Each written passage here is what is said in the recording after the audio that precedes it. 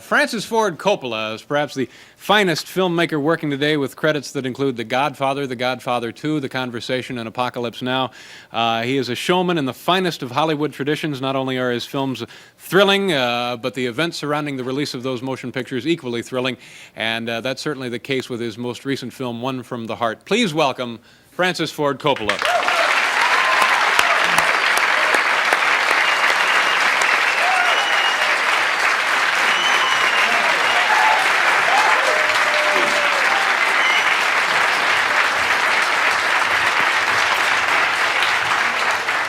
Very nice of you to be on the television show here with us this evening. We mentioned in your introduction there that very often the release around your films, or the release of your films, is as exciting as the films themselves.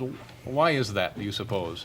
Well, it's exciting for me too. I don't think we really do it intentionally. I think it comes from the fact that, well, for example, I'm starting a film now in 3 weeks. And we don't really have the money for it all together. But we're in a position where we have all the people and we're working on it, and we want to continue working on it. So each week you say, well, let's go another week, and you're sort of financing it yourself, hoping that next week someone will come in with the money.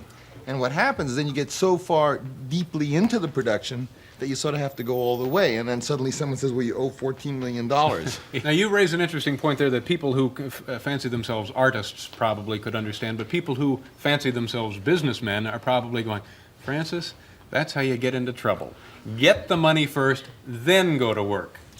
Well, you know, I mean, it's my feeling when you want to get a movie going, it's so easy for someone to come in and say, well, we don't like that idea, or we don't think that's like anything that's done well. So really, if you want to start, my feeling is just start and follow your heart. And really, Godfather 2, I remember we had spent $1 million building the sets before Paramount ever told us we could make it. Now see, now what would have happened if Paramount said, oh, we've decided against it? I mean... Well, that's sort of what has happened to me at certain times, and this notion of me being a risk taker isn't really so true. It's not that I'm a risk taker, it's just that once we're making the film, we don't want to stop, and we sort of, maybe in a naive way, think that, oh, it'll all work out.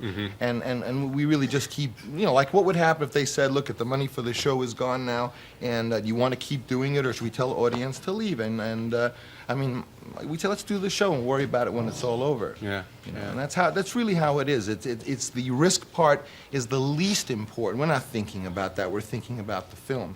The film One from the Heart, we have been led to believe, maybe we shouldn't be believing this, but it looks like if this one doesn't work, there goes your house, there goes the speedboat, there goes the vacation, there goes the studio. No, the speedboat went on Apocalypse Now. And you know, and truly, the speedboat was called Godfather Part 2, I remember. And you really there did was huh? a speedboat, but it's gone now. Right now, your assessment is that things, it looks I like think it'll be a money we're out maker. of it. My mind is on the movie starting in Tulsa in a week and a half. I have 40 17-year-olds in a room that are trying out for this picture literally right now. Yeah. And we ran away from the screen test to come and do the show and be with you. And then we're going to go back to these kids. You got a room full of 17-year-olds? Francis Ford Coppola is with us, of course. And you mentioned one thing about you felt that One from the Heart now was in pretty good shape, and you were, in your mind at least, on to other projects. I want to ask you about that, but also in getting back to the heat and the controversy and so forth that seems to be generated with this one. Do you enjoy that, or would you just as soon the thing slipped out and was distributed successfully and became a huge hit without well, slipped out doesn't sound too good, but huge hit sounds fine. Yeah. I really sincerely don't intend to cause the controversy. I think in this present incident, what happened is I made a decision 4 days before, for reasons of my own, that it was appropriate to preview the picture.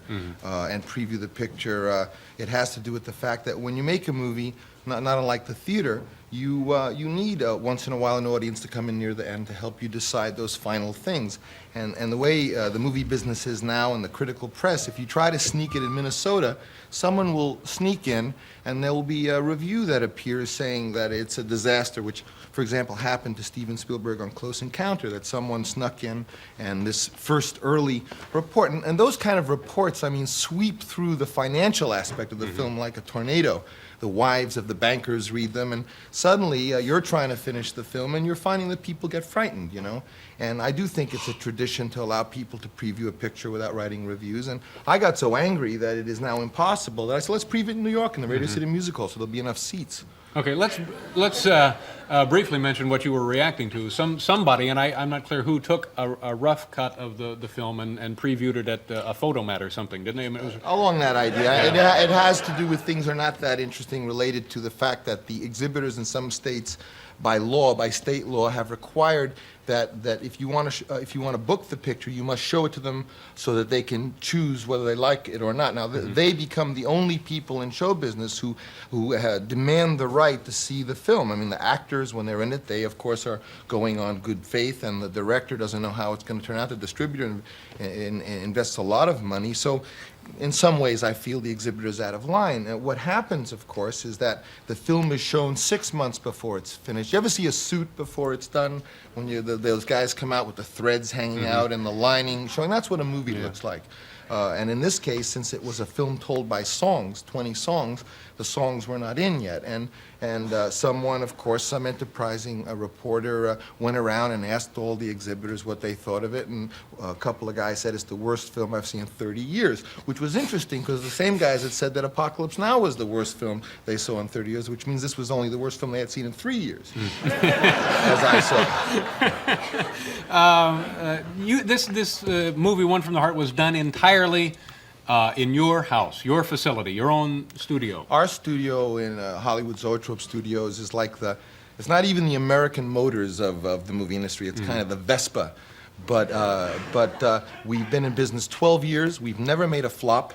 We've produced such films as the Godfather films, American Graffiti, Black Stallion, Apocalypse, many films. We've introduced more new directors. We introduced George Lucas, produced his first films, and Carol Ballard and lots of people. We brought a lot of new actors, and so sort of we would like to be an official little movie company based on those. Now, this is a rarity, isn't it? Which? Having your own little independent studio turning out big, huge motion pictures? Yeah, but of course it's more like the early days of movies when it was fly by your pants, and the people in the film business were not so much businessmen, but they were former garment industry people, so they were used to what it is to invest in next year's hemline. So there was the element of risk in movie making. It has to be. Okay. Hi there. Welcome back to the show here, and Francis Ford Coppola is here. I have to ask you about Marlon Brando. You know him, obviously. He was in 2 motion pictures that you have done.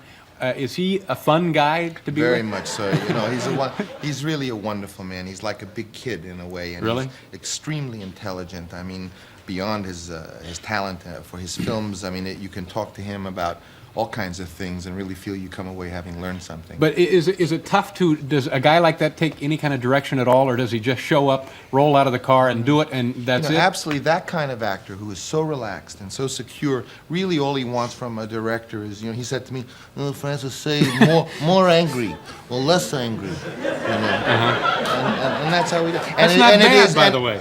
And it is true that he really does work with little cue cards, and they're everywhere. They're absolutely everywhere. They're in the bread. He has his lines. And when he said to me, he says, when I was upset in a dramatic scene that he was reading, he says, Francis, you like the taxi scene and on the waterfront? I said, yeah. He says, well, the lines are all on the taxi.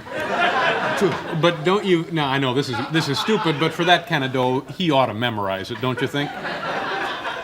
He doesn't have a good memory, really. well, there you go. And his whole acting style is sort of based on him reaching for the line. Like he'll say something, he'll go like that, and he is really seriously. He's just looking for notes. He's trying to remember the line. Yeah. But he is very extreme. What he says about acting in one sentence is, you can't care, or they'll see it on your face. And so he approaches it with total relaxation, and he's wonderful. But he's not mean, is he? He looks like he'd be mean. He's not mean. He's like a kid, and he loves children. And to see him play with kids is a very, very wonderful thing to see. We've talked extensively about the motion picture, and you said you wanted to give a preface to this thing before it goes across the country I soon. think only that I've been associated with films that are sort of dark and heavy, certainly the Vietnam Vietnam War and the conversation was a very kind of strange film. And One from the Heart was really my desire to make something that was romantic and pretty and beautiful with songs, and sort of literally a Valentine. And it's a very unusual film, and it tells itself in its own way, but in the end it's meant to be like a real something happy for people. Do the critics bother you? No. Not really? No. You just... They used to. I think Apocalypse was the last time, because they were so rough on Apocalypse. I mean, literally, I remember getting off a plane and getting a Time magazine that says Apocalypse Now is the most disastrous film made in 30 years, and you know, I didn't feel that certainly that was the case. You know, but people are very extreme with things that are different. Yeah. I appreciate you being here tonight. Good luck with the film. Francis Ford Coppola, One from the Heart. We have to pause. We'll be right back.